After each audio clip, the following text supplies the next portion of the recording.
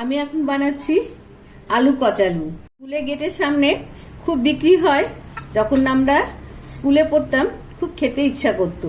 আমি এখানে আলু কচালু বানানোর জন্য নিয়ে নিয়েছি আলু, টমেটো, জিরে গুঁড়ো, তেঁতুলের পাল, স্বাদ মতো নুন, কাঁচা লঙ্কা কুচি আর টমেটো কুচি। চলুন তাহলে শুরু করে দিই। আমি এখন প্রথমে আলুগুলোকে পাতলা পাতলা করে কেটে নিচ্ছি। এভাবে আমি সমস্ত আলুগুলোকে কেটে নেব। আলুগুলোকে আগে থেকে সেদ্ধ করে ঠান্ডা করে রাখতে হবে, তাহলে এরকম ভাবে কাটতে ভীষণ সুবিধা হয়। এর মধ্যে দিয়ে দিচ্ছি টমেটোটা কেটে।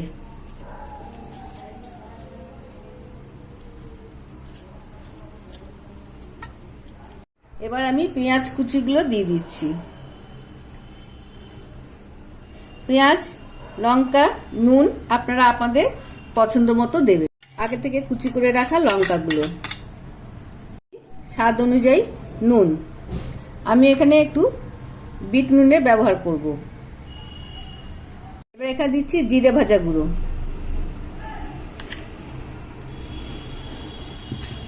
তারপরে দেব তেঁতুলের পাল্প।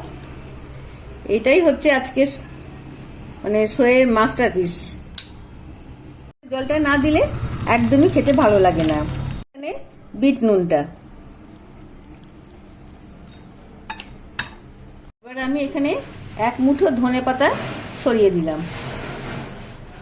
যা গন্ধটা বেরিয়েছে না, খেতে পারতেন, দারুণ। এটা দেখেই কার কার খেতে। আমি এখানে এক মুঠো ধনেপাতা ছিটিয়ে দিয়েছি। এবার দেখুন এটাকে সুন্দর করে মেখে দিচ্ছি। কার কার পুরনো স্মৃতি ফিরে আসছে বলবেন তো, সে আমাদের স্কুলের স্মৃতি। দেখেই তো খেতে ইচ্ছা করছে, তাই তো? এটা যা লোভনীয় হয়েছে।